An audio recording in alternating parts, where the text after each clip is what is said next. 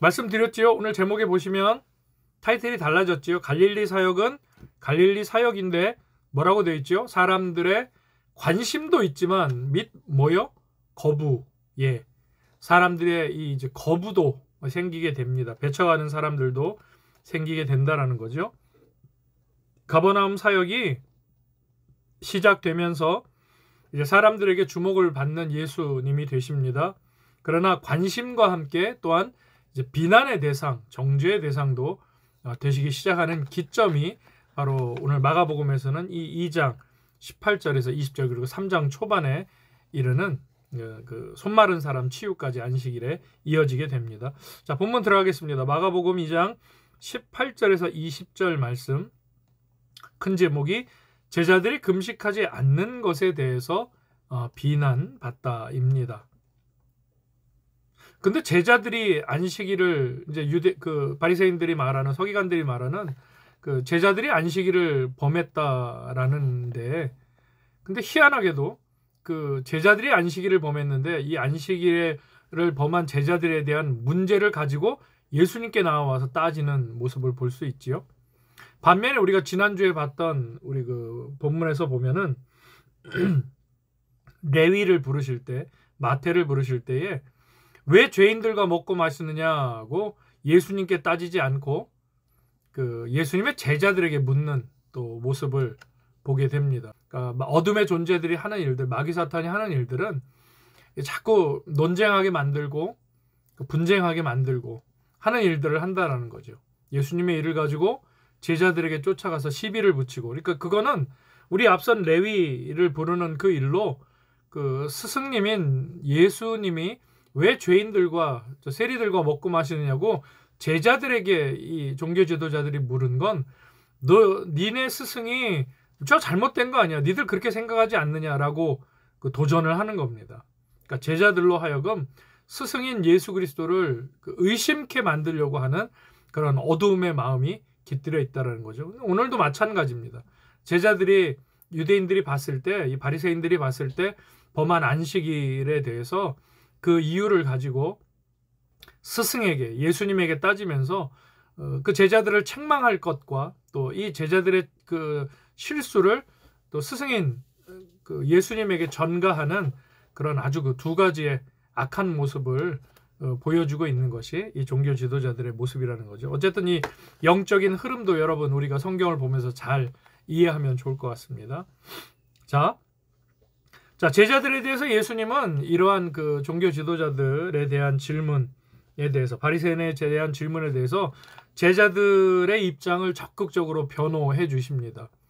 사실 예수님이 지금 하나님 우편에 계시면서 그 예수님의 영인 보혜사 성령을 통해서 우리에게 하시는 일이 바로 예수님의 이런 사역과 같은 사역입니다. 우리를 보호해 주시고 죄에 대해, 악에 대해, 심판에 대해 우리를 변호하시는 그 입장으로 우리 예수님이 우리를 중보하고 계신다라는 사실, 여러분 우리가 기억할 수 있어야 됩니다.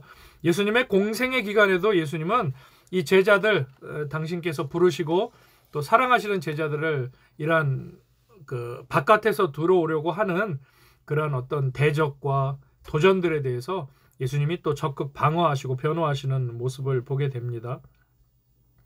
이 금식 문제가요, 여러분 아주 대단히 중요한 종교적 규례의 하나인데요. 그러니까 당시의 서기관, 그러니까 바리새인들 또는 율법에 충성하는 자들은 율법에 따라서 금식을 자주 행했다고 합니다. 그러니까 다른 복음서들에도 보면 바리새인들은 이제 자신들의 경건을 과시하기 위해서 일주일에 2번씩, 그러니까 월요일하고 목요일에 날짜를 정해서 금식을 했다고 합니다. 또한 공식적으로는, 유대인 전체가 공식적으로는 그 속죄일, 대속죄일이라고 얘기하죠. 대제사장이 1년에 한 번 지성소에 들어가서 백성 모두를 위해 화해 제사를 바치는 그 대속죄일에 유대인이 함께 금식을 공식적으로 합니다. 그리고 또 에스더, 모르드게, 하만 하면 떠오르는 불임절, 그렇죠? 예, 그 불임절 전날에 또 유대인들이 함께 금식을 하게 됩니다. 공식적인 금식입니다. 그리고 예루살렘이 이 함락을 기념하는 되찾은 아부월, 그러니까 우리 이 시대의 교회역으로는 이제 5월인데요. 그 아부월 9일의 금식. 그러니까 공식적인 금식은 그 총 3번에 걸쳐서 유대인들이 하게 됩니다. 그러니까 무슨 말이냐면 지금 우리 성경 본문에 등장하는 바리새인들이 자기들은 월요일과 목요일에 공식적으로 금식한다라고 하는 이 관례는, 그러니까 유대인들이 공식적으로 지키는 그 3번의 금식하고는 무관한 그 바리새인들이 따로 어떤 그 규정을 만들어서 지키는 금식이었다는 거예요. 다시 말씀드리면 자신들이 지키고 있는 이제껏 자기들이 해온 어떤 신앙적 준거의 틀에 맞춰서 예수님과 제자들을 지금 정죄하는 겁니다. 하나님의 말씀인 율법에 근거하는 것이 아니라 자기들이 해온 신앙생활의 습관에 맞춰서 왜 너희들은 금식하지 않느냐, 지금 이렇게 도전하고 있는 거예요. 이게 여러분 차이가 큽니다. 그러니까 율법에 있는 내용을 가지고 그 근거를 가지고 하나님께서 이렇게 말씀하셨는데 왜 당신과 당신 제자들은 하나님의 말씀을 지키지 않느냐가 아니에요. 우리가, 그러니까 이 시대에 종교, 이 신앙생활에 있어서 대표되는 우리가 지키는 이 율례와 법도를 왜 너희들은 따르지 않느냐, 지금 이렇게 도전을 하고 있는 겁니다. 자, 여러분 18절에 보시면 평소 성경책 읽으실 때 이 부분을 얼마나 그 관심을 갖고 보셨는지는 모르겠지만 18절에 보면은 그 마가가 아주 그 이제 베드로의 기억에 따라서 그 기가 막힌 말을 하나 적고 있습니다. 뭐라고 적냐면 요한의 제자들과 바리새인들이 금식하고 있는지라라고 적어요. 바리새인들은 금식하는지라가 아니라 요한의 제자들과 바리새인들이 금식하고 있는지라 이렇게 적습니다. 여러분 이 본문에서 요한의 제자들이 바리새인들하고 같이 어울렸다는 내용이 이게 사실 굉장히 그 놀라운 내용입니다. 왜냐하면 이 당시에 이 요한 공동체를 이끌어가는 세례 요한은 지금 그 세례 요한을 얘기하는 겁니다. 세례 요한은 헤롯에 의해서 마케루스 성에 그 투옥이 되어 있었어요.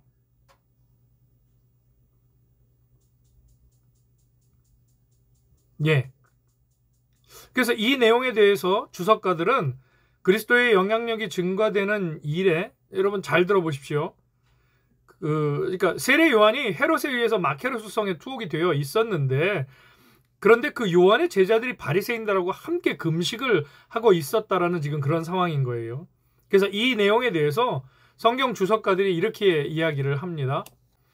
이 내용에 대해서 주석가들은 그리스도의 영향력이 증가되는 일에, 그러니까 세례 요한을 따르던 제자들이, 세례 요한은 지금 자기들의 스승은 투옥이 되어 있고 예수 그리스도와 예수 그리스도의 제자들의 영향력이 이 갈릴리 가버나움을 근동으로 해서 이렇게 막 커지는 것을 보면서 그 영향력이 증거되는 일에 시기를 한 나머지 요한의 제자들이 바리새인들하고 제휴했을 가능성이 있다라고 봅니다. 여러분 무슨 얘기인가 아시겠죠? 요한 공동체가 예수 그리스도와 그분의 제자들에 대한 비판적 시각, 그러니까 사역적인 부분에 있어서 라이벌 의식이 있었다는 거예요. 이 참 기가 막힌 일입니다. 근데 우리 그 세례 요한의 그 제자들이 예수님의 사역이 이렇게 풍성해지면서 마치 이제 요즘 제가 이제 예를 들어드린 그런 일처럼 그 예수님의 영향력, 또 예수 그리스도의 제자들, 예수님의 그 공동체를 시기한 나머지 그 사역적인 라이벌로 여겨서 예수 그리스도와 그분의 제자들에 대한 비판적인 시각을 갖고 같은 동일한 어떤 접촉점을 갖고 있는 이 유대 종교 지도자들, 바리새인들과 연합을 했다라는 것을 마가가 베드로의 증언에 따라서 마가복음 2장 18절에서 요한의 제자들과 바리새인들이 금식하고 있다라는 말로 지금 적고 있다라는 거예요. 아마 이 얘기는 여러분 오늘 처음 들어보신 분들도 있을 겁니다. 그런 사정이라는 겁니다. 바리새파하고 연계를 했다라는 거죠. 여러분 이것은 틀림없이 사람 중심으로 생각하는 부당한 열심이에요. 그러니까 세례 요한의 제자들이 세례 요한 스승을 걱정하고 염려하고 또 그분의 어떤 어떤 뭐 고초를 당하고 계신, 투옥되어 있으신 이런 부분들을 가슴 아파하면서 그를 위해 기도하고 하는 일은 그거 나쁜 일이겠습니까? 선한 일이지요. 다른 사람들에게 도움을 요청하고 그 당시 어떤 영향력, 기득권을 갖고 있는 바리새인 종교 지도자들에게 이 헤롯성, 이 마케루스성에 갇혀 있는 좀 스승을 좀 도와달라, 뭐 이런 건 할 수 있겠죠. 그런데 그게 잘못된 열심, 부당한 열심으로 가서 그들하고 예수님을 대적으로 만들고 결탁하는 일로 가는 거는 이건 잘못된 일, 어둠의 일에 죄의 일에 쓰임받는 일이 되었다라는 이야기를 지금 드리고 있는 겁니다. 그러니까 예수님, 하나님의 말씀이 아니라 사실 그 사람 중심으로, 그러니까 하나님보다는 그들의 지도자를 더 좋아했다라는 거죠. 이건 좀 안타까운 일이고, 사실 오늘날도 이런 일들이 많이 있습니다. 물론 사람 중심으로 사람과 사람이 함께 사역을 하게 하시는 게 하나님의 일이에요. 하나님의 일을 하실 때 사람 니들은 구경하고 있어 이렇게 안 하십니다. 사람을 통해 역사하시고 일하십니다. 성령님도 마찬가지고요. 그런데 꼭 사단이 그 일에 함께 역사를 할 때 은혜 있는 자리에 죄 있다고 말씀드렸잖아요. 여러분 이거 잘 들으세요. 그 사람에게 매이게 만들어요. 그러니까 이 일을 함께하게 하시는 사람들을 통해서 하나님께 영광을 돌리는 게 아니라 그 일을 리드하고 있고 진행하고 있고 앞서서 행하고 있는 사람 또는 함께하고 동역하고 있는 사람들에게 집중하게 만든다라는 거예요. 그래서 하나님께 올라가야 할 영광을 사람에게 집중하게 만들고, 그 이단이나 사이비들이 쓰는 방법이 그렇지 않습니까? 그 사람들 하나님, 예수님, 성령님 얘기 안 하는 거 아니에요. 하나님, 예수님, 성령님 얘기 다 합니다. 우리보다 더 열심히 얘기합니다. 그 이단의 교주들 설교할 때 들어보면은 하나님, 예수님, 성령님 얘기밖에 안 해요. 근데 결국 핵심은 그 모든 것에 그 이단 사이비들의 교리를 보면 교주 중심으로 갈 수밖에 없게 만들어놔요. 사람 중심으로. 하나님, 예수님, 성령님 얘기는 하면서 그 일을 교주가 다 하고 있고 교주가 영광 받아야 되고 그렇게 간다라는 거예요. 그런데 그 마귀 역사가 교회에도 스물스물 영향력을 많이들 미친다라는 거예요. 사람 중심의 신앙, 인본주의적 신앙, 이것이 교회를 병들게 만드는 또 큰 한 원인이기도 합니다. 그러니까 모든 사역과 일에 있어서 오늘 특별히 2장 18절 말씀, 지금 길게 말씀을 드리고 있는데 그만큼 이 시대에 같은 영이, 어둠의 영이 역사를 하고, 그러니까 성령 하나님도 2000년 전이나 아닌 창세 전부터 삼위일체의 하나님이 계신 그때부터 그 창세 전부터 삼위일체의 하나님이 역사하시는 그 하나님이 지금도 동일하게 역사를 하고 계십니다. 2000년 전에 그 예수 그리스도와 함께 하셨던 성령님이 지금 우리와도 함께 하고 계세요. 다른 분이 아니에요. 그래서 그분을 신뢰하는 겁니다. 그분을 믿는 겁니다. 사도 바울이 이렇게 얘기를 또 했어요. 고린도전서 3장 3절에 보면, 메모하세요 여러분. 고린도전서 3장 3절에 그 요한의 제자들에 대한 그 사도 바울의 이야기입니다. 너희 가운데 시기와 분쟁이 있으니 어찌 육신에 속하여 사람을 따라 행함이 아니니요 라고 이야기를 합니다. 그러니까 그러한 일이 있었다는 거예요. 교회당 안에서 신앙생활 잘한다고 하지만 사람 중심으로 신앙생활을 해서 오히려 하나님께 영광을 가리는 일들이 초창기 교회 공동체 안에도 있었다. 아볼로파냐, 게바파냐, 바울파냐, 이런 일들이 있었다라는 거예요. 우리에게 시사하는 바가 많습니다. 자, 혼인집 손님에 대한 이야기를 하죠. 예수님이 오늘 그 금식 논쟁, 그러니까 제자들이, 그러니까 요한 제자들과 바리새인들이 금식하고 있는데 예수께 와서 말하되 요한의 제자들과 바리새인들의 제자들은 금식하는데 어찌하여 당신의 제자들은 금식하지 않습니까? 라고 질문을 했어요. 그 질문에 대해서 19절에 예수님이 대답하시죠. 예수께서 그들에게 이르시되 혼인집 손님들이 신랑과 함께 있을 때 금식할 수 있느냐? 신랑과 함께 있을 동안에는 금식할 수 없느니라. 이렇게 답변을 하세요. 이 부분은 좀 이해가 필요한데, 자, 혼인집 손님이란 표현입니다. 자, 이것은 신랑과 함께 신부집에 찾아온 손님을 가리켜요. 예, 그들은 대개 그 신랑의 아주 가까운 친구들이었습니다. 그러니까 세례 요한은 사도 요한은, 세례 요한이 아니죠. 사도 요한은 자신을 그 신랑의 친구라고 또 이렇게 표현한 바가 있습니다. 요한복음 3장 29절인데요. 신부를 취하는 자는 신랑이나 서서 신랑의 음성을 듣는 친구가 크게 기뻐하나니 나는 이러한 기쁨으로 충만하였노라. 그러니까 사도 요한이 자신을 그 예수님을 신랑이라고 표현하면서, 은유적으로 표현하면서 그 신랑의 친구다라고 이렇게 요한복음 3장 29절에 지금 또 표현을 하고 있는 걸 보고 있습니다. 그러니까 예수님이 예수님의 제자들을 그 예수님 자신을 신랑이라고 표현하시면서 그 예수님의 제자들을 이 혼인집의 손님이다, 즉 신랑의 친구다라고 지금 말씀을 보호를 하고 계신 겁니다. 자, 예수님이 여기서 제자들을 혼인집 손님으로 표현하신 이유가 무엇일까?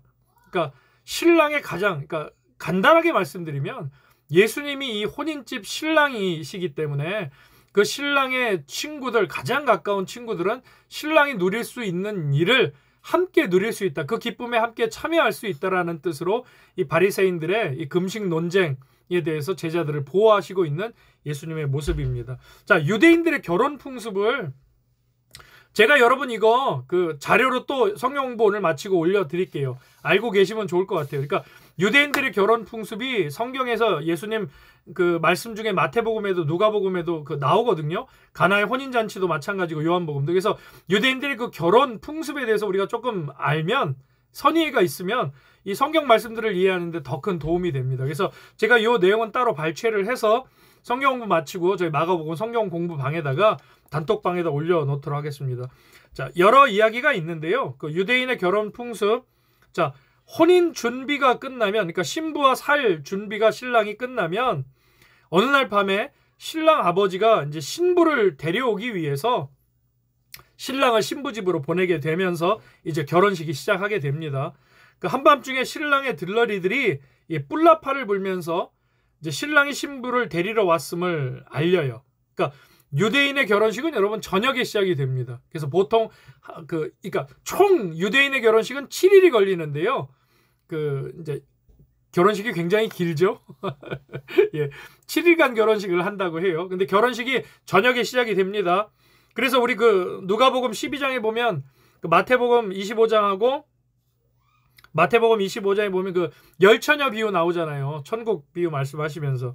그래서 그 저녁 때 신부가 그 신부들은 신부 들러리들과 함께 집에서 신랑의 이 들러리, 신랑을 맞이하기 위해서 기다리는데 그때 기름과 등불을 준비했던 그 여인들은 신랑과 신랑의 들러리들과 함께 혼인식장에 그 신부의 집에 들어갔지만 그 기름을 준비하지 못했던, 불을 피우지 못했던 이들은 함께 들어가지 못한 예수님의 그 비유가 있었죠. 마태복음 25장에 열처녀의 비유, 슬기로운 5처녀의 비유, 또 슬기롭지 못한 5처녀의 비유가 있었습니다.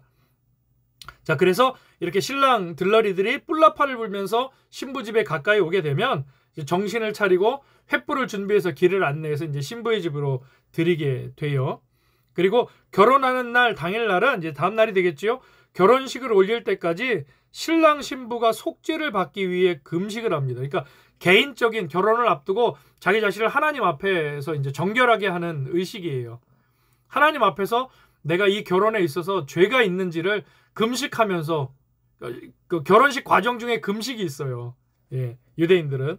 자, 그리고 결혼식을 이제 결혼 예식을 거행할 때에는 이제 그 후파라고 해서 차양이 준비된 장소로 들어가서 신랑 신부 이렇게 따로따로 그 차양을 사이에 두고 나눠서 신랑은 신랑의 들러리들과 신부는 신부의 들러리들과 함께 들어가게 됩니다. 그리고 이제 결혼 예식이 시작이 되면 두 증인을 세운 채 이제 식이 진행이 되게 되는데요. 차양에 들어가기 전에 신랑은 신부 얼굴에 베일을 먼저 덮어주게 됩니다. 그리고 신랑은 신부 주위를 7바퀴 돌고 식이 거행되면 신랑은 신부에게 흠없는 반지를 끼워주게 됩니다. 그러니까 그 서양의 결혼식과 그 유대인의 결혼식이 그러니까 여러분 지금 우리가 거하고 있는 그 신부에게 반지를 건네는 이 결혼 예식이 이미 2000년 전에 유대인들 결혼식에도 있었다라는 이야기예요. 그러니까 그 신결혼이 이 유대인의 이 성경 속에 있는 결혼의 모습, 유대인의 전통하고도 그 유럽 사회에 이렇게 이제 전해지고 하면서 서구 문명 사회에도 전해진 부분이 있다라는 것을 알 수 있습니다. 자, 신랑은 결혼 증서에 서명 낭독하고 신부에게 줘요. 자, 그리고 7일간 혼인잔치를 벌이게 되는데 신랑이 오른발로 유리컵을 깨뜨리면서 하객들과 함께 축하연을 시작하게 되고 신랑과 신부는 신방에서 7일간 함께 이 시간을 보내게 된다고 해요.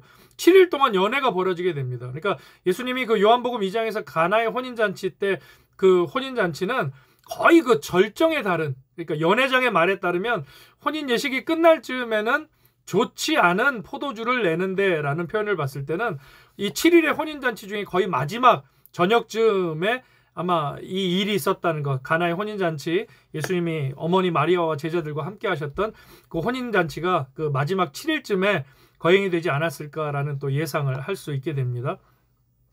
7일 동안 신랑 신부가 함께하면서 혼인잔치는 진행이 됩니다. 자, 7일 동안 신랑 친구들은 신방 앞을 지키고 있다가 이거는 좀 우리하고 좀 달라요. 예, 하여튼 유대인의 결혼식이 재밌기도 하지만 독특하기도 하지만 또 좀 우리 이 유교적인 사고로 봤을 때는 아주 이해가 안 되는 부분도 있습니다. 자, 7일 동안 함께했던 신랑이, 그러니까 신랑 친구들도 신방 앞을 지키고 있대요. 근데 신랑이 7일이 지나서 나와서 이렇게 얘기를 한답니다. 내 신부는 정결했다, 처녀가 맞았다, 이렇게 얘기를 한대요. 그럼 친구들에게 이 말을 전하면 그 말을 받아서 신랑 친구들이 이 동네를 돌아다니면서 또 하객들에게 신부는 정결했다, 처녀가 맞다, 이렇게 얘기를 했다고 합니다. 그러니까 요즘에는 뭐 생각도 할 수 없는 일이죠. 근데 유대인의 전통 결혼 예식은 물론 지금도 그렇게 유대인들, 정통 유대인들은 지금도 그렇게 혼례 예식을 하고 있고, 이 하객들이 그리고 마을 사람들이 이 소리를 듣고 7일간의 결혼식을 끝내고 이제 자기 집으로 돌아가는 것으로 혼례, 유대인의 혼례를 마치게 된다고 합니다. 여러분, 마태가 앞서 본문에 우리가 봤었죠. 마태가 잔치를 베풀었을 때 바리새인과 요한의 제자들이 금식했을 수도 있어요. 그러니까 여러분 오늘 성경 말씀을 잘 연결해서 보시면 레위가, 마태가 예수님을 초대했잖아요, 제자들하고. 그래서 죄인의 집에서 먹고 마신다라는 바리새인들의, 서기관들의 정죄가 있었지요. 근데 그 일 다음에 바로 이어서 지금 18절에 요한의 제자들과 바리새인들이 금식하고 있는데, 요한과 바리새인의 제자들은 금식하는데 왜 당신 제자들은 하지 않느냐라는 이것이 나온 걸로 봐서는 마태가 잔치를 베풀었을 때 큰 잔치였다고 말씀드렸죠. 여러 사람을 초대한. 근데 그때 바리새인과 요한의 제자들이 함께 금식했을 수 있어요. 그러나 바리새인들이 지금 예수님과 제자들을 책잡고자 하는 것은 아까 제가 잠깐 말씀드렸죠. 율법에 규정한 금식이 아니었어요. 나는 일에 2번 금식하고라고 누가복음 18장 12절 내용을 미뤄보면 바리새인들이 행한 금식은 자발적인 성격의 금식이었어요. 그러니까 율법이 정하고 있는 금식이 아니라, 아까 제가 총 유대인들은 공식적으로 3번의 금식을 한다고 말씀드렸잖아요. 대속죄일과 불임절과 그다음 느부월, 교회력으로는 5월, 예루살렘 함락을 기념해서 총 그렇게 3번의 공식적인 금식을 한다고 했는데, 이 바리새인들, 이 종교 지도자들은, 특별히 바리새인들은 자기들이 지나온 어떤 관례나 관습에 의해서 월요일과 목요일 일주일에 2번 금식을 했던 겁니다. 그러니까 거기에 준해서 지금 예수님과 예수님의 제자들을 비판하고 정죄하고 있다라는 거예요. 다시 얘기하면 바리새인들이 자신들의 판단과 경험에 따라 예수님과 예수님의 제자들을 비판하고 정죄하기 위해서, 그러니까 말 그대로 이해하기 쉽게 얘기하면 시비 걸기 위해서 지금 예수님께 이 질문을 하고 있다라는 겁니다. 책 잡기 위해서. 잘 아시겠죠? 예. 유대인의 우리 결혼 풍습에 있어서는 간단한 내용이긴 한데 제가 메모해갖고 올려놓을 테니까 한번 보시고요. 자, 19절 말씀. 예수께서 그들에게 이르시되 혼인집 손님들이 신랑과 함께 있을 때 금식할 수 있느냐? 신랑과 함께 있을 동안에는 금식할 수 없나니 라고 적고 있지요. 자, 금식할 수 없나니라는 부분입니다. 앞서 말씀드린 것처럼 이스라엘 유대인들의 결혼 관습에 따라 7일 동안 혼인잔치 기간에는 신랑의 친구들과 친척들은 금식하지 않아도 괜찮았다고 합니다. 자, 그러한 관습을 염두에 두시고 예수님께서는 자신의 시대를 혼인잔치가, 그러니까 예수님이 이 땅에 오신 지금 너희들과 함께하고 있는 이 때가 혼인잔치의 때다라고 지금 비유적으로, 은유적으로 말씀하고 계신 거예요. 그래서 혼인잔치 때는 금식하는 일이 없다라는 바리새인들도 잘 알고 있는 그 규례를 따라서 지금 말씀을 하고 계시면서, 이 혼인잔치의 주인인 나, 신랑인 내가 함께하고 있기 때문에, 지금이 이때이기 때문에 지금은 금식할 필요가 없다, 지금 이렇게 이야기를 하고 계신 거예요.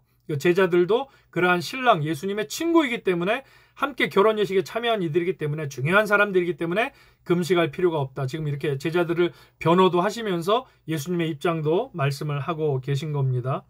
자, 2번 신랑을 빼앗길 날이 있을 것이다. 20절 말씀. 그러나 신랑을 빼앗길 날이 이르리니 그 날에는 금식할 것이다.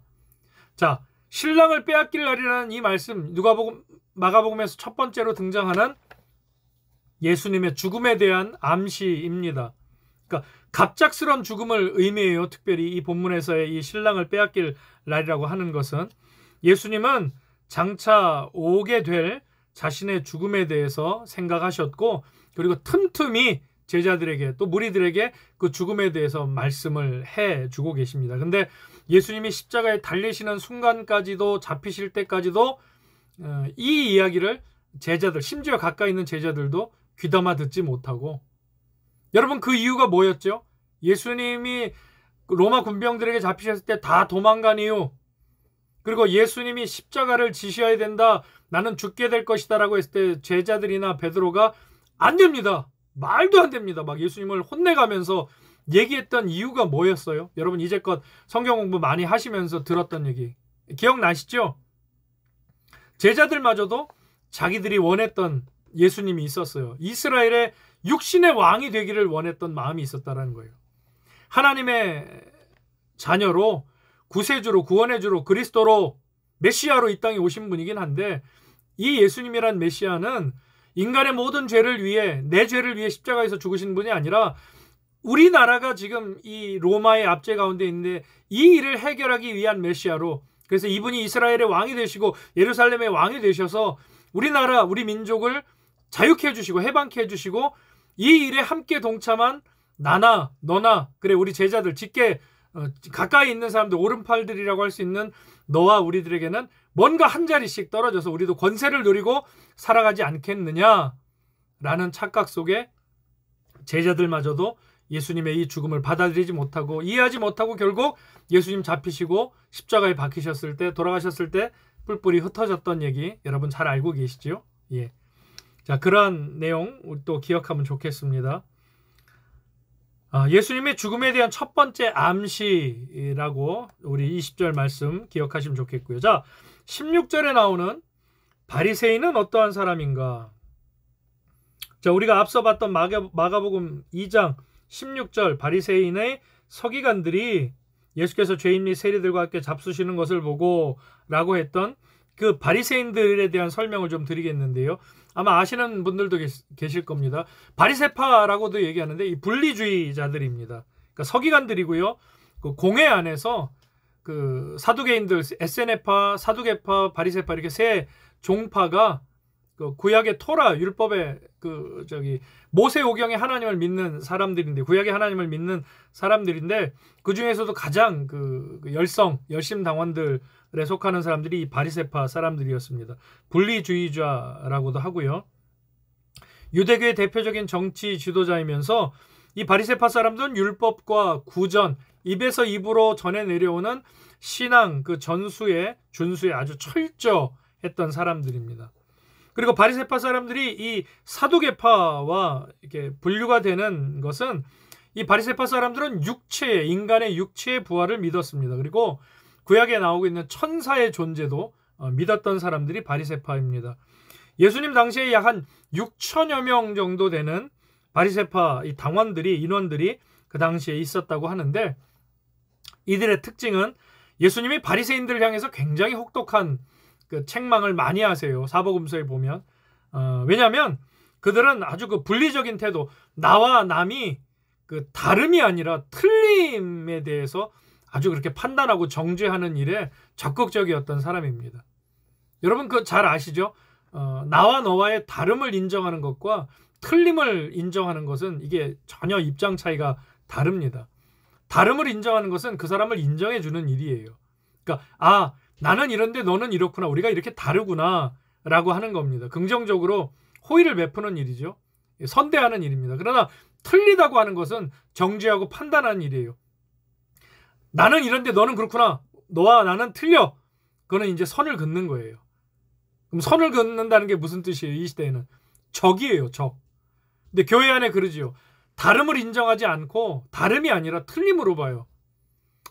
너는 내 뜻하고 달라? 그럼 너는 적이야. 이렇게 가요. 이 분리의 영의 역사, 이 나누고 쪼개는 이 사단의 영. 바리새인들 아주 분리적인 태도를 갖고 있었고 형식과 겉모습에 치중하는 사람들이었어요. 그러니까 기도를 해도 어디 대로에서 손 들고 사람들이 보는 앞에서 아주 멋있게 기도를 했으며, 금식을 해도 우리는 월요일과 목요일에 금식을 합니다. 쫙 사람들 앞에 광고하고 저 사람들한테 보이기를 좋아하고. 예수님 그걸 잘 아셨죠. 그래서 예수님 공생의 사역 중에 아주 신랄하게 비판의 대상이 되고, 그로 말미암아 이 바리새인들을 중심으로 해서 공회 지도자들이 또 유대인들이 예수님을 대적으로 삼고 예수님을 십자가에 못 박게 되는 그 자리까지 또 이렇게 어둠의 통로로 쓰임을 받게 됩니다. 자, 예수님에 대한 바리새인들의 태도는 어떠했는가? 여러분 뭐 상식적으로 이게 아마 아실 수 있을 겁니다. 신앙적이지는 않았죠. 아주 정치적인 입장으로 예수님께 그렇게 다가갑니다. 그 예수님과 세례 요한의 연계성, 그리고 백성들에 대한 관계 등을 저울질하면서, 그러니까 지금 요때 바리새인들이 예수님의 대적자로 이 안식일 논쟁을 통해서 저 예수라는 사람은 우리의 적이다. 근데 두려워하는 마음이 있었어요. 왜냐? 이적과 기사를 행하시니까. 뭐지 하면서 두려운 마음은 있었어요. 근데 그 두려운 마음을 지난주에도 말씀드렸지만, 두려운 마음을, 그래서 하나님께서 예수님을 통해 이루시는 치유 이적과 그 여러 가지 기사들을 보면서 대부분의 많은 사람들은 하나님께 영광을 돌렸어요. 그 두려운 마음을 그대로 갖고 있었지만, 그러나 똑같은 두려운 마음을 갖고 있으면서도 이 바리새파 사람들은 자신들이 누리고 있는 기득권이 있기 때문에 그것을 예수님을 정죄하고 판단하고 죽이는 쪽으로, 어둠의 일들로 그렇게 몰고 가게 되는 모습을 보게 된다라는 거예요. 철저하게 이 눈이 가려져서 영적인 일을 영적인 일로 보지 못하고 사람의 기준에 따라, 자기 경험에 따라 행하는, 자기 소견이 옳은 대로, 마치 사사시대의 그 이스라엘 백성들처럼 그 눈이 가려져서 아무것도 보지 못하고 그래서 자기들이 판단, 자기 소견이 옳은 대로만 가고 있는 모습을 보게 됩니다. 자, 4번 18절과 20절에 이제 그 금식, 이게 지금 논쟁인데요. 자, 금식에 대한 이야기지요. 자, 이 금식은 무엇을 상징하는가? 자, 구약 성경에서는 주로 하나님에 대한 경건한 금욕적 표현으로 이 금식을 행했습니다. 몇 가지 예를 들어보면, 하나님의 위대한 계시를 접했을 때 금식했어요. 그러니까 구약의 대표적인 금식, 사실 첫 금식이라고 할 수 있는데, 모세가 시내산에서 십계명을 받을 때 금식한다라고 그 성경 출애굽기 34장에 보면 적습니다. 신명기에서하고도. 또 그 죄에 대한 회개를 할 때에 또 구약에서 보면 금식이 나옵니다. 사무엘상에 보면 바알과 아스다롯을 제거하고 여호와만 섬기라. 그러니까 사무엘에 의해서 이스라엘에서 그 미스바, 이스라엘의 그 미스바에서 금식을 선언하고, 이제 바알과 아스다롯을 우리 이 삶에서 제거하고 여호와만 섬기라 하면서 금식을 선포하는 사무엘 선지자의 모습을 또 사무엘상 7장에서 보게 되고요. 또 니느웨의 금식이죠. 이게 정확하게 얘기하면 니느웨라는 장소에서 이 이스라엘의 그 금식을 요청하는 사무엘의 모습을 보게 됩니다. 그 다음에 탄원을 위해서 금식하기도 해요. 하나님 앞에 자신의 기도의 간구의 제목을 놓고 탄원하면서 금식하기도 합니다. 사무엘사 12장, 역대하 20장에 보면 나오고요. 그리고 슬픔의 표현을 또 슬픔의 표현으로 금식을 하기도 해요. 구약 성경은 그렇습니다. 그런데 자, 신약 성경의 금식은 죄를 회개하며 하나님의 구원을 기다리는 구약의 동기와는 조금 달라요. 그러니까 구약 성경에서 의미하는 금식과 신약 성경의 금식은 조금 그 의미가 다르다는 겁니다. 몇 가지 예를 들어보면, 신약 성경에서는 그 여선지자 안나가 성전에서 섬기고 금식하며 메시아 보기를 기다렸지요. 이건 뭐 자신의 죄에 대한 문제나 이러한 문제가 아니었어요. 탄원의 문제나 메시아를 기다리는 마음으로 성전에서 금식했다라고 얘기를 합니다. 여선지자 안나, 누가복음 2장에 보면. 또 바울은 다메섹 도상에서 찾아오신 부활하신 예수님을 만난 후에 사도행전 9장에 보면 금식해요. 성령님의 이끄심에 따라. 그렇게 금식하는 게 있었고, 그 다음에 고넬료, 그 사도행전 10장에 보면 고넬료도 금식 중에 하나님의 그 음성을 듣고 하나님의 비전을 행하는 것을 또 보게 됩니다. 그리고 바나바와 바울 역시도 선교사로 파송받기 전에 그 금식, 사도행전 13장에 보면 그렇게 금식했던 모습을 볼 수 있습니다. 그리고 고린도전서 7장에 보면 기도할 때 부부가 각 방을 따로 쓰라고 그 사도 바울이 권면하는 모습을 보면 그러니까 금식할 때는 이제 부부관계도 갖지 말아라라는 이런 권면이에요. 이 안에 숨겨진 얘기니까 그만큼 금식에 있어서 이제 철저하게 그 준행이 돼야 돼. 그러니까 금식은 곡기를 끊는 거잖아요. 그러니까 죽기를 각오하는 거예요. 그러니까 죽기를 각오하는 사람이 그 외에 다른 어떤 부산물들, 이 금식을 방해하는 일들을 달고 금식을 할 수 없지 않겠습니까, 여러분? 음식을 끊는데, 그러니까 다이어트 위해서 다이어트 위해서 굶는 거는 금식이 아니라 굶식이고, 금식은 하나님의 영광을 위해 또 간절한 어떤 탄원의 서원의 마음을 가지고 할 때에 하는 게 금식이에요. 그러니까 금식은 하나님께 하는 거예요. 목적이 정확합니다. 뭐 살 빼기 위해서 하는 금식이 아니에요. 어떤 다른 목적을 뭐 이 일을 해결해 주시옵소서, 하나님 도와주시옵소서는 괜찮아요. 근데 그 내용이 선한 일이 아니면, 나를 저렇게 괴롭게 하는 저를 죽여주시옵소서라고 금식하면 제가 좀 극단적인 예를 들어서 죄송하지만 여러분, 그 금식을 하나님이 받으시겠습니까? 만인을 구원하기를 원하시는 하나님께서 먼저 구원받은 은혜에 들어온 자신의 자녀가, 백성이 나를 괴롭게 하는 누군가를 향해 저를 죽여주시옵소서라고 곡기를 끊고 자기의 생명을 걸고 두 생명의 주인 되시는, 영혼의 주인 되시는 하나님께 기도를 하면, 반대로 그도 믿는 사람 둘이, 그러니까 지금의 이스라엘과 팔레스타인, 이슬람의 그런 거겠죠. 서로 구약의 하나님을 믿어요. 근데 서로 죽여달래요. 쟤네들 좀 해결해달래요. 하나님 누구 기도를 들으실까요? 성도들도 마찬가지. 신앙생활 잘하시는 두 분이 신앙생활 하시다가 분쟁이 났어요. 마귀 시험에 빠져서 넘어졌습니다. 서로가 서로를 향해서 하나님 앞에 기도해요. 저 인간 좀 하나님 좀 고생 좀 하게 해달라고. 그럼 하나님이 누구 기도를 들어주시겠어요? 헌금 많이 한 사람 기도 들어주실까요? 예배 더 주일 성수 많이 한 사람, 교회 봉사 많이 하는 사람, 그 사람 기도를 더 들어주실까요? 아니에요. 그건 인간적인 생각이죠. 그러니까 기도를 하나님 앞에 드릴 때도 이 기도가 하나님께 영광인가? 물론 우리의 그런 부족한 기도를 보혜사 도우시는 성령 하나님께서 하나님께 들릴 수 있는 기도로, 우리가 우리 욕심으로 하는 기도라면 하나님께 올라가는 기도 하나도 없을 거예요. 다 땅에 떨어질 겁니다. 그러나 우리를 도우시는 예수 그리스도의 영인 보혜사 성령께서 그 기도를 말할 수 없는 탄식으로 주님께 올려드리시는 거예요. 그래서 우리가 기도할 수 있는 거예요. 여전히 부족하지만, 여전히 나의 나됨으로 기도하지만 그 기도를 하나님께서 들으시고 하나님의 때 하나님의 방법으로 응답하시는 거예요. 그걸 우리는 소망하는 거예요. 그 금식도 기도도 하나님 중심으로, 그 중심에 하나님을 두고 우리가 금식하고 기도하느냐, 아니면 정말 그냥 겨우 내 소원 하나 이루기 위해서 하나님을 이용해 먹기 위해서 예수 그리스도의 이름을 빌어 하나님을, 참 죄송한 표현이네요.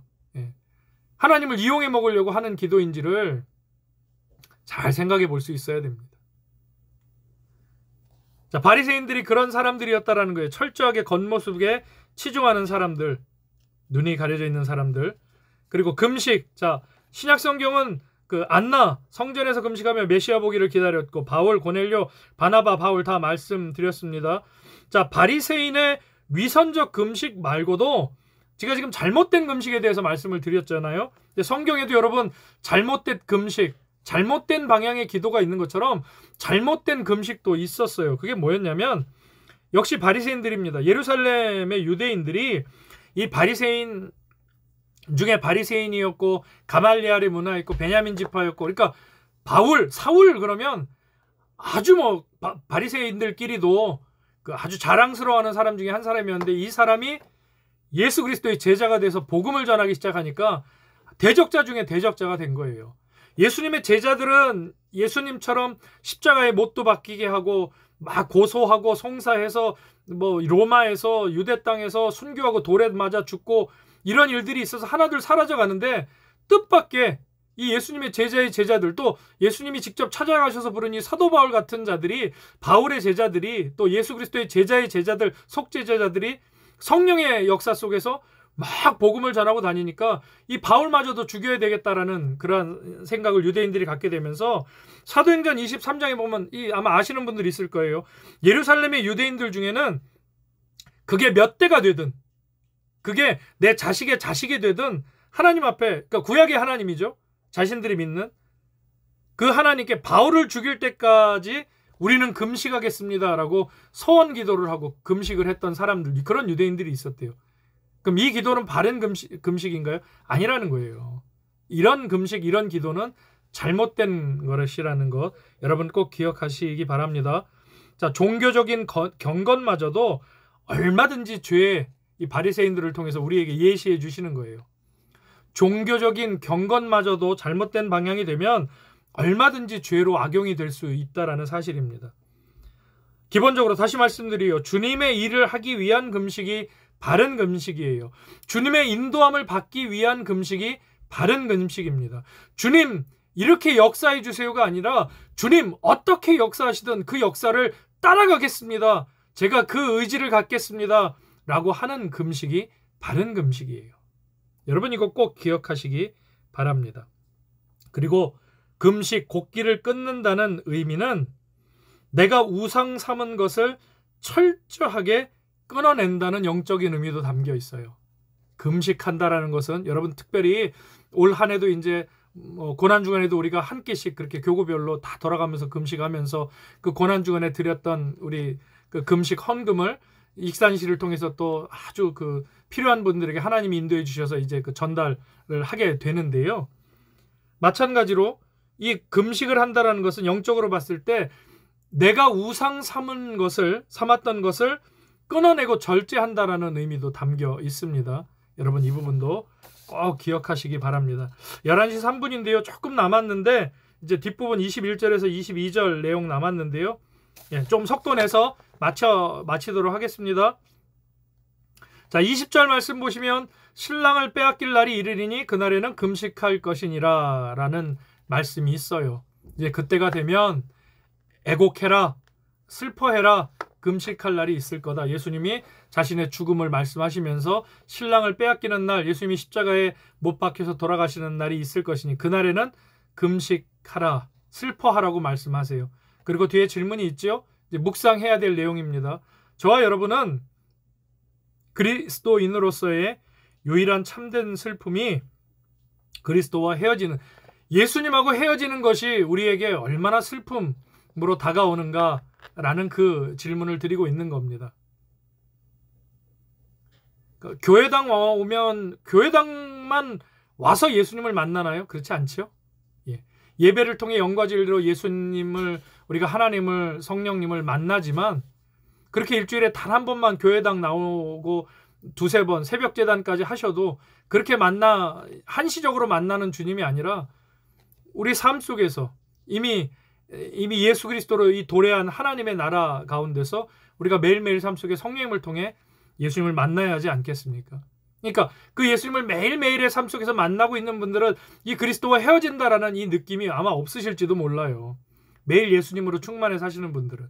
그런데 그렇지 못한 분들은 이 예수님하고 성령님께서 내 곁을 떠나신다라든지 내가 죄로 너무 충만해서 때론 내 삶에 너무 궁핍하고 갈증나는 일들 때문에 내가 예배 생활을 못하고 여러 가지 일들로 매여 있을 때 주님을 향해 얼굴을 들지 못할 때 그 주님과의 멀어짐, 헤어짐, 에덴에서의 그 멀어짐, 그런 슬픔이, 아픔이 느껴지는가라는 질문을 지금 하고 있는 겁니다.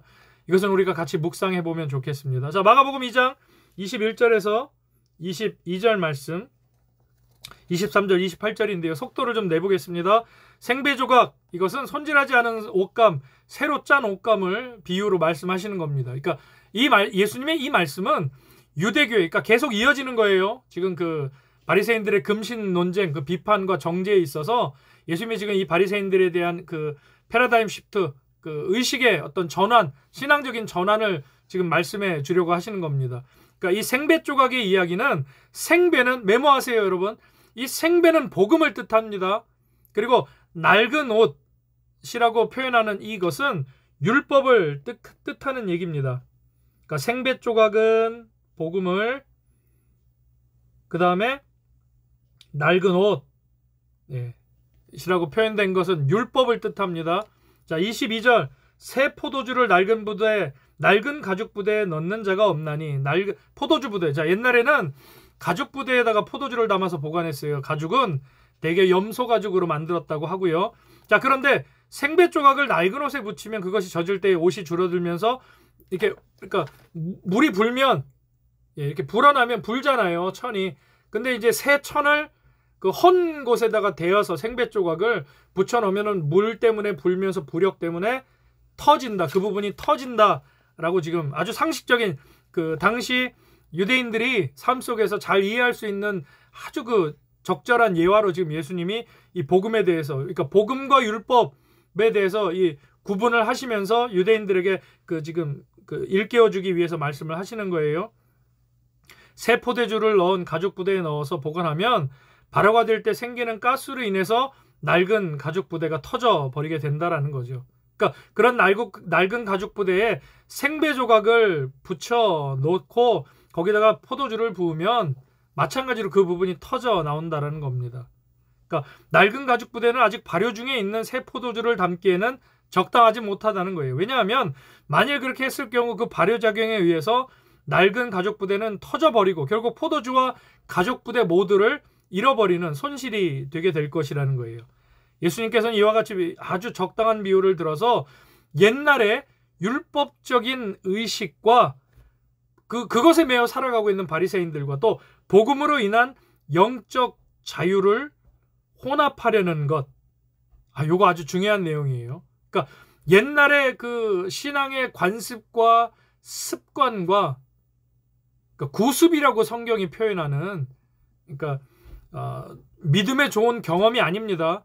그러니까 악습이라고 얘기하는 것들, 또 그 내가 이해하고 내가 맞다라고 생각하는 그런 구습을 쫓는 믿음들을 얘기하는 거예요. 지금 바리새인들에게 그렇게 얘기를 하시는 겁니다.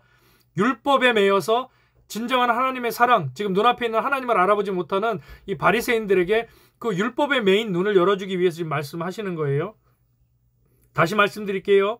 자, 옛날에 그 율법적 준거의 틀과 의식에 매여 있는 자들을 그거에 매여 있는 너희들이 이 복음으로 인한 영적 자유로 이렇게 하나가 되는 것, 낡은 포도주 틀에 이 새술이 들어가서 그것이 터져버리고 말게 되는 그러한 영적인 어떤 함께할 수 없는 그러한 부분들. 그러니까 새 술은 뭐에 담겨져야 되는 거예요? 그래서 새 부대에 담겨야 된다라는 아주 그 논리적인 예수님의 이 말씀이 지금 주어지고 있는 겁니다. 그러니까 옛날 그 가죽 부대에, 다 헤어진 가죽 부대에 새술을 부으면 그 부대가 터져버리게 되는데 이건 어리석은 일이라는 거죠. 새술을 담기 위해선 새 부대가 필요하다. 지금 그 말씀을 예수님께서 바리새인들에게 또 가까이 이 말씀을 듣는 모든 이들에게 또 저와 여러분에게 하고 계신 겁니다. 이런 얘기가 있네요. 애벌레가 날기 위해서, 이거 지금 그 애벌레가 날기 위해서는 새로운 색깔이나 좀 더 빠른 동적이나 덩치가 조금 더 커져야 하는 것이 아니라 나비가 되어야 한다. 완전히 새로운 존재가 되어야 되는 거예요. 다시, 애벌레가 날기 위해서는 새로운 색깔이나 좀 더 빠른 동작이나 덩치가 조금 더 커져야 되는 게 아니라 나비라는 완전히 새로운 존재가 되어야 날 수 있게 된다라는 거예요. 지금 그 얘기를 예수님께서 하시는 겁니다. 고린도후서 5장 17절 제가 읽어드릴게요. 같이 찾아서 읽어야 되는데 여러분 지금 유인물에다가 메모해 놓으셨다가 성경 공부 끝나고 같이 찾아보셔요. 고린도후서 5장 17절 그런즉 누구든지 그리스도 안에 있으면 새로운 피조물이라. 이전 것은 지나갔으니 보라 새 것이 되었도다. 아멘. 바울의 선언입니다.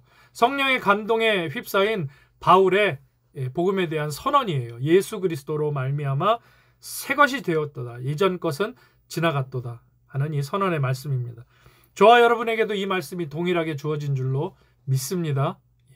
자, 2번 예수님을 위해 길을 예비하기 위해 온 사람은 누구였는가 아시지요? 세례 요한입니다. 6개월 먼저 예수님보다 먼저 출생해서 예수님이 오시는 길을 구약의 선지자의 예언대로 그 길을 예비하였던 사람이 세례 요한입니다. 근데 안타깝게도 세례 요한은 참 예수님의 그 사역의 지경을 준비하고 예수님께 세례를 베푼 사람이었지만 이 세례 요한을 따랐던 이들은 세례 요한만큼의 영성을 가지지는 못했던 것 같아요. 오늘 본문의 18절에 있는 것처럼 어떤 정치적인 입장에서 바리새인들과 회합했던 모습을 보면 이 스승의 어떤 그 영성을 담지는 또 못했던 것 같습니다. 3번, 예수님이 공생활을 시작하실 때 그분의 나이는 몇 세셨는가? 이건 찾아봐야 되겠네요. 누가복음 3장 23절. 얼른 여러분 성경 한번 찾아보시겠어요? 몇 장 넘기셔서. 누가복음 3장 23절입니다. 신약성경 93쪽에 있네요. 자, 예수님이 공생애를 시작하실 때 그분의 나이는 몇 세였는가? 마가복음 초창기에 말씀드렸죠? 앞에 예수님 공생애, 예수님 마가복음은 시험 받으시고 바로 공생애 사역 시작하시는 내용으로 마가복음을 시작합니다. 아주 긴박한 그 시간의 흐름이 있지요. 근데 마태복음이나 누가복음에 보면은 예수님의 어린 시절을 또 언급을 하는데요. 특별히 누가복음 3장 23절에 보면 뭐라고 되어 있죠? 예수께서 가르치심을 시작하실 때에 몇 세쯤 되니라? 30세쯤 되시니라. 그래서 공생애 3년 십자가에 달리시니까 총 3번의 유월절이 언급이 됩니다. 그 요한복음에는 조금 달라요. 4번이 언급되거든요.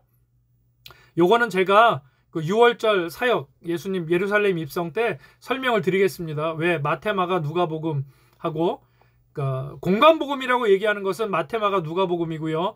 요한복음을 공관복음이라고 얘기하진 않습니다. 하지만 통틀어서 4가지 복음서를 사복음서라고 얘기를 하죠. 이 내용은 다른 성경 공부하시는 분들도 아마 들으실 거예요. 그 공부방에서. 근데 여기서는 제가 말씀을 요 다음에 드리도록 하겠습니다. 근데 그 누가복음하고 마태복음에는 예수님의 어린 시절의 사역에 대한 그 내용들이 있다라는 거죠. 그래 나는 낡은 베옷을 새 것처럼 보이게 하려고 생배 조각을 붙이려고. 이게 성경 공부가 일방적인 이 강의가 아니면 이 강의를 마치고 우리 그 같이 하시는 분들하고 이런 부분은 참 나눔을 해도 좋거든요. 그러니까 오늘 여기서 묵상거리를 찾아낸다라면 참 귀한 여러 가지를 찾아낼 수 있는데 하나는 내가 사람 중심의 신앙생활을 하는가. 그러니까 세례 요한의 제자들이 바리새인들하고 회합하고 그들과 함께 예수님을 그 판단하고 정죄하는 일에 그 세례 요한의 제자들이 함께하는 모습을 보는 것처럼 내가 사람 중심으로 신앙생활을 하고 있는가, 하나님 중심으로 신앙생활을 하고 있는가에 대한 묵상도 가능하겠지요. 그리고 또 하나는 오늘 예수님의 그 21절에서 22절의 말씀, 낡은 가죽 부대에 새 포도주를 부을 수 없다라는 이 말씀을 미루어 봐서 나는, 저와 여러분은 낡은 베옷을 새 것처럼 보이게 하려고 생배 조각을 억지로 아주 보기에도 여러분 지저분해 보이지 않겠어요? 새수를 새 부대에 담아야 되는데 낡은 가죽 부대에다가 막 새로운 생배 조각을 막 이렇게 얼기설기 해갖고 붙이는 모습은 그냥 보기에도 여러분 좋지는 않을 것 같죠. 근데 그런 신앙의 어떤 흔적이나 모습이 저와 여러분 가운데 없느냐 하는 겁니다. 나는 그리스도인으로서 정직과 부정한 삶을 같이 살 수 없고 깨끗한 삶과 더러운 삶을 같이 살 수 없음을 깨닫고 있는가. 사실 이게 성화의 삶을 살아가는 저와 여러분이 늘 하나님 앞에 기도하고 도움을 구해야 하는 일이에요. 죄와 은혜가 함께 공존하는 이 시대를 살아가면서 내가 은혜에 더 매이기를 바라며, 그러니까 죄가 있어요. 없질 않아요. 예수님이 원죄와 오고 오는 세대의 모든 죄를 십자가에서 단 한 번의 제사로 해결하셨지만 매일매일 짓는 자범죄들이 있다라는 거죠. 내 어떤 그 자아에 의해서 지어지는. 그래서 은혜와 죄가 공존하는 시대에 살아가고 있지만 내가 더 어느 것에 주목하고 어느 것에 내가 관심을 갖고 어느 것을 따라가는 신앙생활을 하고 있느냐. 죄에 매여서 살아가면서 그 죄에 전전긍긍하면서 살아가면서 그때그때 주시는 그 은혜라는 이름의 어떤 일들을 생배조각처럼 죄라는 가죽 부대에다가 애써 붙여서 또 터져버리고 맨날 갖다 새로 기워서 쓰기 바쁜 그런 신앙생활인지, 아니면 예수 그리스도라는 이 성령의 은혜라는 새수를 새 부대에 온전히 담아서 터질 걱정 염려하지 않고 날마다 충만한 삶을 살아가고 있는지, 이 부분을 우리가 또 같이 오늘 말씀을 통해서 묵상해보면 좋겠습니다. 이게 우리가 예수 그리스도로 구원받고 성화된, 변화받은, 거듭난 예수 그리스도를 따라가는 삶의 핵심이에요.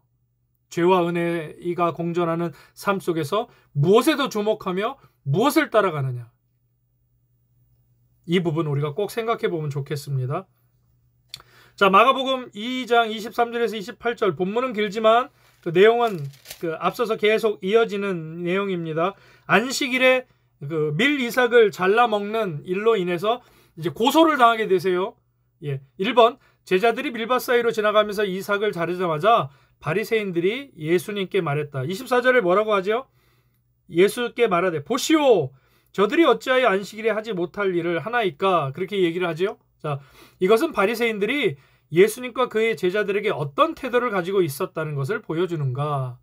상황 설명을 좀 드리면 제자들은 안식일 아침에도 아침 식사도 제대로 못한 상태였어요. 왜냐하면 사역도 바빴지만 예수님을 따라다니면서 예수님이 여러분 그 머리 놓일 곳도 없으실 정도로 바쁜 순례자의 사역을 하셨던 분이 예수님이십니다.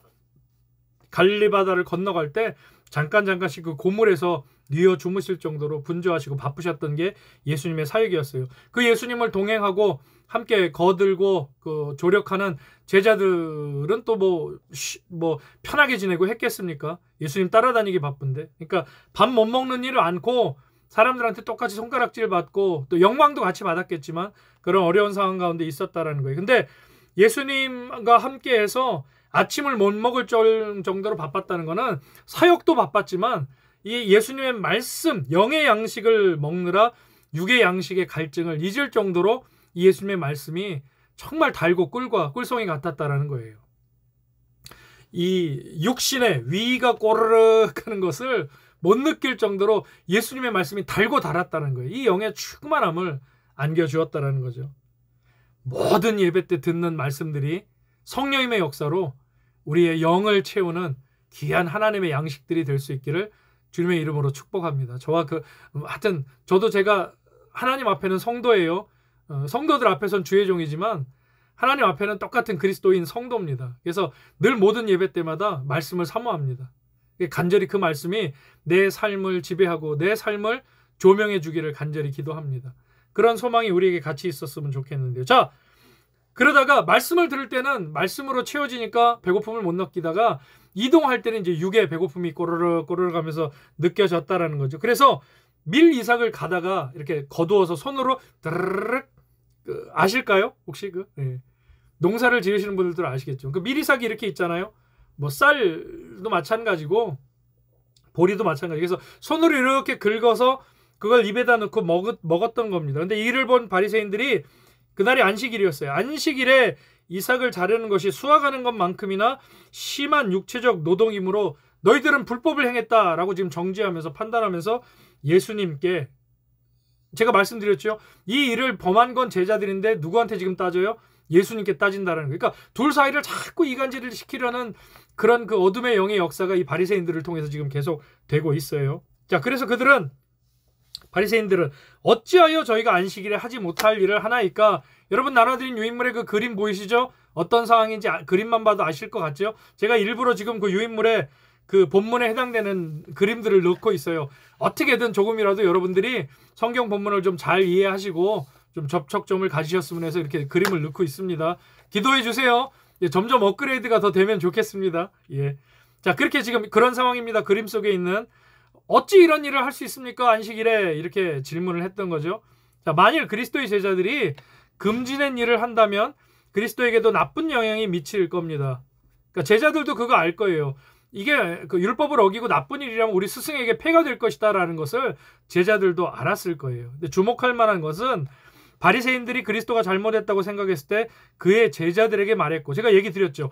그의 제자들이 잘못했다고 생각하자 그리스도에게 말했다는 사실이에요. 이것도 우리가 눈여겨봐야 됩니다.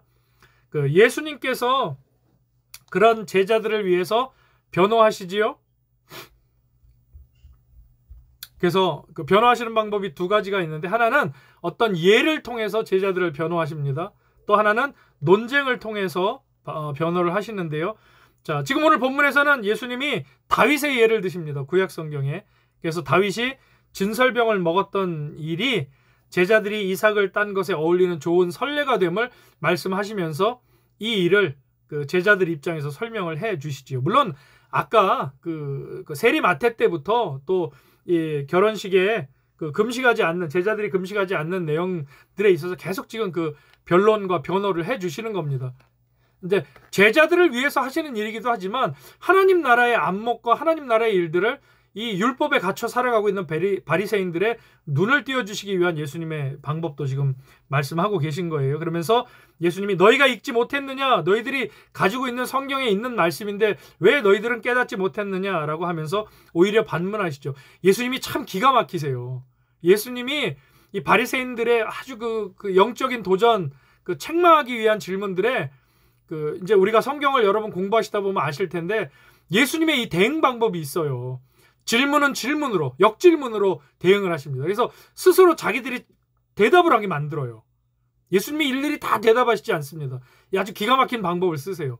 자, 첫 번째, 성경의 좋은 예를 들어서 예수님의 제자들을 변호하시는 모습이 있고 또 하나는 논쟁을 통해서 이 논쟁이라는 것은 그러니까 이게 믿음의 일일 때는 예수님도 이 방법을 쓰셨다라는 거예요.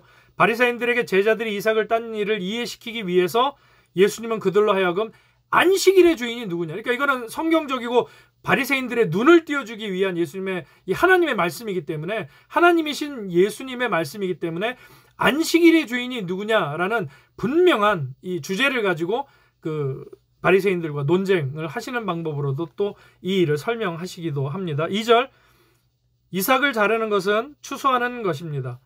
이삭을 손으로 비비는 것은 타작하는 것과 같습니다. 바리새인들은 그렇게 여겼어요. 노동으로. 자, 이러한 행동은 안식일에 금하는 것이었어요. 율법에 그렇게 정해져 있습니다. 예수님은 이러한 문제들에 대해서 어떤 가르침을 주시는가? 자, 27절 볼까요? 또 이르시되 안식일이 사람을 위하여 있는 것이 아니요 사람이 안식일을 위하여 있는 것이 아니니 라고 말씀을 하세요. 그러니까 예수님은 안식일은 사람을 위하여 있는 것이지 사람이 안식일을 위하여 있는 것이 아니라고 분명히 이야기를 해주십니다. 그러니까 안식일에 대한 우리가 이해도 잘 해야 될 텐데 자, 안식일은 여러분 성스럽고 거룩한 제도입니다. 율법이 정한 제도예요. 하나님께서 말씀하신 일이지요. 율법입니다. 근데 우리는 이 안식일을 고역이 아닌 여러분 잘 들으세요. 이 안식일을 지켜내기 위한 일이 고역이 아닌 특권과 유익한 것으로 받아들이고 그리스도 하나님의 백성들에게 주신 특권과 유익한 것으로 받아들이고 포용할 수 있어야 한다. 지금 이 부분을 예수님이 얘기하시는 거예요. 다시 말씀드려요. 하나님은 결코 안식일이 우리의 부담이 되도록 계획하지 않으셨다라는 거예요. 같은 논조로 바울도 얘기를 했고 예수님이 직접 이 얘기를 하고 계신 겁니다.